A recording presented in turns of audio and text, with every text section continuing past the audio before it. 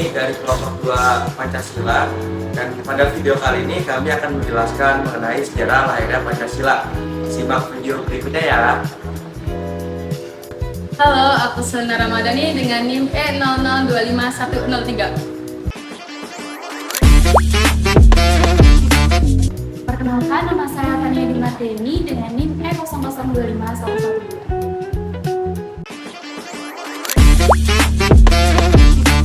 Perkenalkan, saya Abdullah Seta Lakila dengan NIM E0025122. Aku sayang, kamu juga sayang. Perkenalkan, nama saya Amelia Ferdinisa dengan NIM E0025404. Perkenalkan, saya Aileen Sarlis Maulidia Hermawan dengan NIM E0025409. Nah, pada bagian pertama ini, kami akan menjelaskan sejarah singkat melalui garis waktu peristiwanya.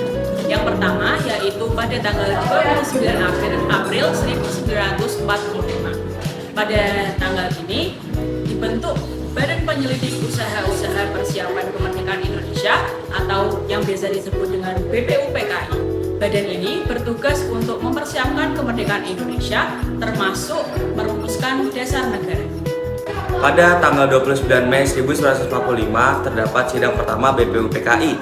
Sidang pertama BPUPKI berlangsung pada 29 Mei 1945. Dalam sidang ini, para tokoh nasional mulai membahas tentang dasar negara Indonesia. Salah satu momen penting dalam sidang kali ini adalah pidato Insinyur Soekarno yang meletakkan gagasan awal Pancasila. Nah, selanjutnya pada tanggal 1 sampai 22 Juni 1945 yaitu pembentukan Panitia 9 dan Piagam Jakarta. Pada periode 1 sampai 22 Juni 1945 dibentuk Panitia 9 yang terdiri dari para tokoh bangsa. Mereka berhasil merumuskan Piagam Jakarta yang menjadi embrio dari rumusan Pancasila. Sidang kedua BPUPKI digelar pada tanggal 7 sampai 10 Juli tahun 1945.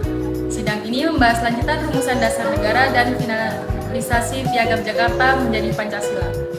Pada tanggal 17 Agustus tahun 1945, Indonesia secara resmi memproklamasikan kemerdekaan. Momen ini menjadi puncak penting karena setelah proklamasi, Pancasila ditetapkan sebagai dasar negara. Nah, pada tanggal 18 Agustus 1945 terdapat sidang PPKI yang menetapkan secara langsung Pancasila sebagai dasar negara yang tercantum dalam pembukaan Undang-Undang Dasar 1945. Selanjutnya, kami akan menjelaskan secara rinci garis waktu yang sudah disebutkan tadi. Pada video kali ini, saya akan membahas tentang terciptanya Pancasila dalam BPUPKI, mulai dari latar belakang kedatangan Jepang sampai proses sidang perumusan dasar negara Indonesia. Latar belakang kedatangan Jepang. Pada 8 Desember 1941, setelah serangan ke pangkalan laut Amerika Serikat di Pearl Harbor, Jepang resmi berperang melawan Amerika dan sekutu dalam Perang Pasifik. Untuk memperluas kekuasaan dan menguasai sumber daya alam, Jepang kemudian bergerak ke Asia Tenggara, termasuk menduduki wilayah Indonesia yang sebelumnya dikuasai oleh Belanda. Pada awal kedatangannya, banyak rakyat Indonesia yang menyambut Jepang sebagai saudara tua Asia karena propaganda bahwa Jepang akan membebaskan bangsa-bangsa Asia dari penjajahan Barat. Lewat slogan gerakan 3A, Nippon Cahaya Asia, Nippon Pelindung Asia, dan Nippon Pemimpin Asia, Jepang membangun citra sebagai pelindung kawasan Asia. Penduduk Jepang dan janji kemerdekaan. Harapan rakyat Indonesia tidak sepenuhnya terwujud karena Jepang menerapkan sistem kerja paksa dan berbagai kebijakan yang keras untuk mendukung perang.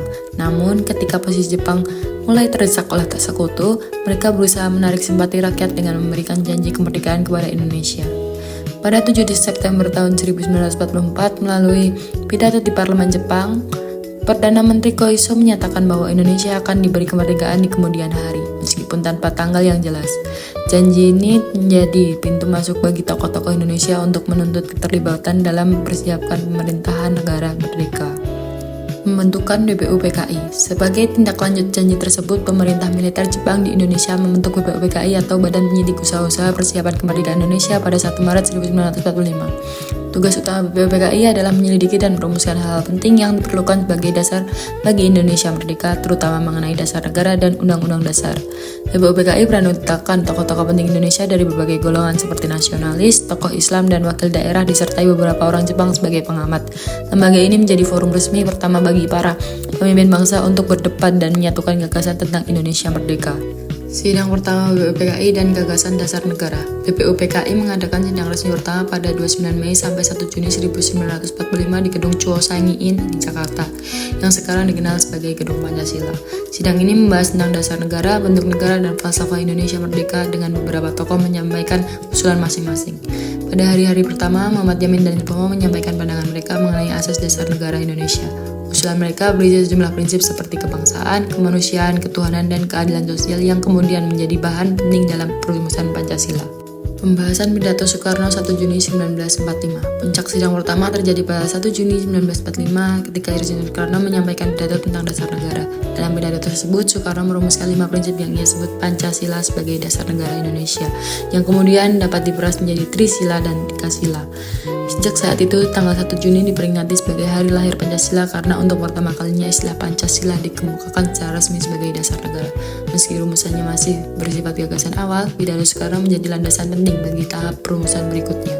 Panitia 9 dan Piagam Jakarta. Setelah sidang pertama, dibentuk Panitia 9 yang diketuai Soekarno dan beranggotakan tokoh-tokoh seperti Muhammad Hatta, Muhammad Yamin, Agus Salim, dan lainnya. Panitia ini bertugas menyusun naskah pembukaan UUD sekaligus merumuskan dasar negara yang dapat diterima kelompok nasionalis maupun Islam. Pada 22 Juni 1945, Panitia 9 menghasilkan rumusan dasar negara yang dikenal sebagai Piagam Jakarta. Piagam ini berisi 5 sila yang pada dasarnya sama dengan Pancasila, meskipun redaksinya nantinya disesuaikan lagi pada tanggal 18 Agustus 1945 agar lebih inklusif bagi seluruh rakyat Indonesia. Sidang kedua BPUPKI dan akhir masa tugas. Sidang kedua BPUPKI berlangsung pada 10-16 Juli 1945 dengan fokus membahas rancangan UUD 1945 yang menjabarkan lebih lanjut dasar negara yang dirumuskan. Dalam sidang ini disempurnakan pasal-pasal konstitusi, bentuk negara kesatuan, serta sistem pemerintahan Indonesia yang merdeka. Setelah menyelesaikan tugas merumuskan dasar negara dan rancangan UUD, BPUPKI dibubarkan dan digantikan oleh BPKI, Panitia Persiapan Kemerdekaan Indonesia, yang bertugas mengesahkan UUD dan mempersiapkan proklamasi. Melalui rangkaian proses inilah Pancasila lahir sebagai dasar negara dan pandangan hidup bangsa Indonesia. Nah, selanjutnya BPUPKI atau Badan Penyelidik Usaha-Usaha Persiapan Kemerdekaan Indonesia. Badan ini dibentuk oleh pemerintahan Jepang pada tanggal 29 April 1945 dengan tujuan untuk mempersiapkan kemerdekaan Indonesia. Dalam sidang ini, para tokoh nasionalis Indonesia berdebat dan merumuskan dasar negara dan konstitusi Indonesia. Nah, sidang ini berlangsung dalam 2 sesi. Sidang pertama berlangsung pada tanggal 29 Mei hingga 1 Juni 1945 yang membahas mengenai dasar negara Indonesia. 3 tokoh yang berperan penting dalam diskusi ini adalah Muhyiddin, Supomo, dan Soekarno.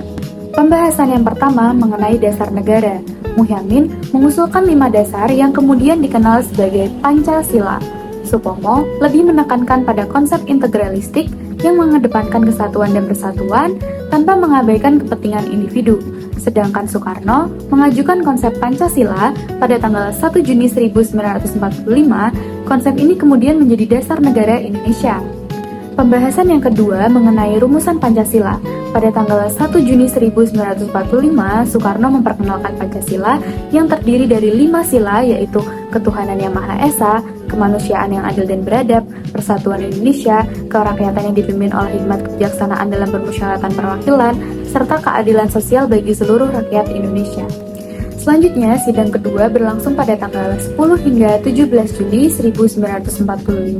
Sidang ini melanjutkan pembahasan mengenai pembentukan konstitusi dan sistem pemerintahan di Indonesia.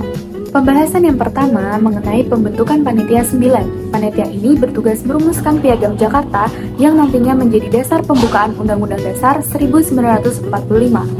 Adapun anggotanya seperti Soekarno sebagai ketua, Muhammad Hatta sebagai wakil, serta 7 lainnya sebagai anggota seperti Muhammad Yamin, Ahmad Subarjo, Abdul Wahid Hashim, Agus Salim, Maramis, Abdi Kusno, dan Abdul Kahar Muzakir.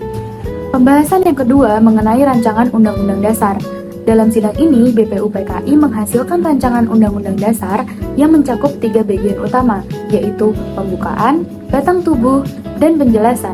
Rancangan ini mencerminkan aspirasi dan harapan rakyat Indonesia untuk membentuk negara yang merdeka, adil, dan berdaulat. Pembahasan yang ketiga mengenai Piagam Jakarta. Sila pertama yang akan menjadi cikal bakal Pancasila yang berbunyi ketuhanan dengan kewajiban menjalankan syariat Islam bagi pemeluk-pemeluknya. Bunyi ini kemudian diubah menjadi ketuhanan yang Maha Esa demi menjaga persatuan dan kesatuan bangsa. Pada akhirnya, perubahan ini disepakati pada tanggal 18 Agustus 1945, sehari setelah Proklamasi Kemerdekaan Indonesia dan menjadi pembukaan Undang-Undang Dasar 1945. Kesepakatan yang dicapai Panitia 9 pada tanggal 22 Juli 1945 menjadi tonggak penting dalam perjalanan lahirnya Pancasila sebagai dasar negara Indonesia. Rumusan Pancasila yang tertuang dalam Piagam Jakarta tidak hanya merupakan hasil pemikiran tokoh-tokoh bangsa, tetapi juga menjadi simbol kompromi politik antara berbagai golongan yang ada pada masa itu. Perbedaan pandangan antara golongan nasionalis dan religius dan nasionalis Islam tidak menjadikan proses perumusan berjalan kaku, melainkan semakin memperkaya substansi rumusan sehingga mencerminkan semangat bangsa dan beragam masyarakat Indonesia. Dalam proses selanjutnya, Piagam Jakarta dibawa ke sidang BPUPKI untuk dibahas sebagai rancangan dasar negara. Meskipun telah melalui penyempurnaan, rumusan tersebut tetap dianggap sebagai fondasi awal yang sangat penting bagi kelahiran Pancasila. Piagam Jakarta juga menggambarkan betapa para pendiri bangsa menjunjung tinggi nilai musyawarah dan mencari titik temu demi persatuan nasional. Meskipun mereka berasal dari latar belakang ideologi agama yang berbeda-beda. Setelah BPUPKI dibubarkan dan diganti oleh Panitia Persiapan Kemerdekaan Indonesia atau kita sebut PPKI, pembahasan mengenai negara kembali dilanjutkan. Pada tanggal 18 Agustus 45, sehari setelah proklamasi kemerdekaan, PPKI mengesahkan Undang-Undang Dasar 1945 serta pembukaannya. Dalam proses ini, rumusan Pancasila yang semula terdapat dalam Piagam Jakarta mengalami perubahan penting. Salah satunya terkait frasa dan dalam sila pertama.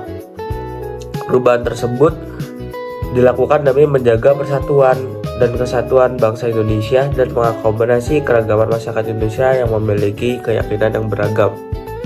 Meski demikian, Piagam Jakarta tetap diakui sebagai dokumen historis yang memiliki pengaruh besar terhadap perumusan Pancasila.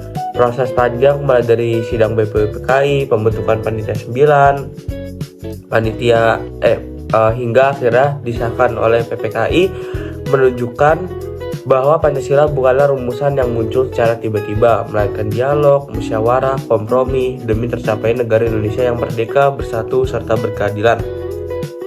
Nilai-nilai tersebut kemudian menjadi landasan kehidupan berbangsa dan bernegara hingga saat ini. Hingga demikian, berjalan rumusan Pancasila tidak hanya mencerminkan kecerdasan para pendiri bangsa, tetapi juga semangat keberagaman dan toleransi yang menjadi karakter bangsa Indonesia.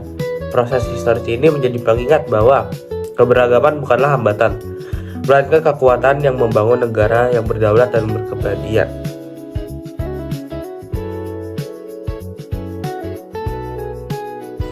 Nah, rumusan Pancasila tersebut berbunyi yang pertama, ketuhanan dengan kewajiban menjalankan syariat Islam bagi pemeluk-pemeluknya. Dan yang kedua, kemanusiaan yang adil dan beradab. Yang ketiga, persatuan Indonesia. Yang keempat, kerakyatan yang dipimpin oleh hikmat kebijaksanaan dalam permusyawaratan perwakilan. Dan yang kelima atau yang terakhir, berbunyi keadilan sosial bagi seluruh rakyat Indonesia. Jadi, rumusan dasar negara yang kita kenal sebenarnya lahir dari proses kompromi yang cukup panjang. Pada awalnya, dalam Piagam Jakarta, sila pertama dirumuskan dengan kalimat ketuhanan dengan kewajiban menjalankan syariat Islam bagi pemeluk-pemeluknya. Rumusan ini muncul karena adanya pandangan dari golongan Islam yang menginginkan negara berdiri di atas syariat Islam. Namun, di sisi lain, ada juga golongan nasionalis atau sekuler yang menginginkan Indonesia menjadi negara yang bisa menaungi semua golongan tanpa menjadikan satu agama menjadi dasar negara. Mereka menginginkan negara yang inklusif, yang bisa menerima seluruh rakyat Indonesia dari berbagai latar belakang. Dua pandangan besar ini sempat menimbulkan perdebatan. Indonesia saat itu baru saja merdeka, sehingga kondisi politik masih sangat sensitif dan juga persatuan bangsa menjadi tujuan yang utama. Karena hal tersebut dibutuhkan jalan tengah agar seluruh kelompok bisa menerima semua dasar negara yang sama. Kemudian, setelah proklamasi kemerdekaan pada tanggal 17 Agustus 1945, keesokan harinya, tepatnya pada 18 Agustus 1945, PPKI mengadakan sidang penting untuk membahas Undang-Undang Dasar 1945. Disinilah muncul pertimbangan ulang mengenai sila pertama. Ada kekhawatiran bahwa rumusan awal ini dapat menimbulkan perpecahan, terutama di wilayah Indonesia di bagian timur yang mayoritas non-muslim dan sedang mempertimbangkan posisi mereka dalam negara baru. Akhirnya, demi menjaga keutuhan bangsa dan juga memastikan semua rakyat merasa diterima, PPKI sepakat mengubah sila pertama menjadi ketuhanan yang Maha Esa. Rumusan ini dianggap lebih universal karena tetap mencerminkan nilai ketuhanan, namun tidak spesifik terhadap satu agama saja. Dengan demikian, kompromi tercapai dan dasar negara Pancasila menjadi milik bersama seluruh bangsa Indonesia. Keputusan ini menjadi salah satu momen paling penting dalam sejarah Indonesia, karena menunjukkan bahwa sejak awal bangsa kita dibangun dengan semangat persatuan, toleransi, dan juga saling menghargai perbedaan. Selanjutnya, kita masuk pada peristiwa menjelang proklamasi. Setelah sidang BPUPKI pada Mei sampai Juli 1945 yang merumuskan dasar negara melalui pidato Soekarno tentang Pancasila awal dan Piagam Jakarta dari Panitia 9. Kemudian disusul oleh peristiwa pengeboman oleh sekutu di Hiroshima dan Nagasaki yang menyebabkan Jepang menyerah. Selanjutnya, dibentuk PPKI pada 7 Agustus 1945 oleh Jenderal Terauchi yang dipimpin oleh Soekarno dan wakilnya adalah Muhammad Hatta. PPKI ini dibuat untuk mempersiapkan kemerdekaan mandiri bangsa Indonesia.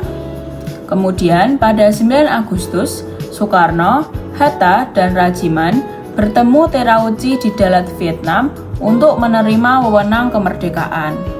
Kemudian mereka kembali ke Jakarta pada 14 Agustus 1945. Namun, di sisi lain, golongan muda yang mendengar penyerahan Jepang kemudian berambisi untuk segera memerdekakan Indonesia. Namun, golongan tua tentunya tidak setuju dengan rencana itu. Setelah itu, puncak peristiwanya pada peristiwa Rengas Dengklok, yaitu pada 16 Agustus 1945, di mana golongan muda menculik Soekarno dan Hatta. Akhirnya, setelah peristiwa penculikan itu, diadakan rapat di Rumah Maeda untuk merancang naskah proklamasi bersama golongan muda dan golongan tua. Akhirnya, proklamasi dibacakan Soekarno di Pegangsaan Timur nomor 56 Jakarta pada 17 Agustus 1945 pukul 10 WIB. Pada acara itu juga diikuti oleh pengibaran bendera merah putih dan lagu Indonesia Raya yang menandai akhir dari penjajahan. Selanjutnya, pada 18 Agustus 1945, sidang PPKI pertama yang mengangkat Soekarno dan Hatta sebagai presiden dan wakil presiden, kemudian juga memodifikasi Piagam Jakarta dengan menghilangkan elemen syariat Islam demi persatuan menjadi ketuhanan yang Maha Esa. Selanjutnya, setelah itu Pancasila resmi menjadi dasar negara dan ada pada pembukaan Undang-Undang Dasar 1945. Pancasila ini merupakan fondasi dari negara Indonesia dan menjadi simbol pengorbanan tokoh untuk keutuhan bangsa dan awal pembangunan nasional.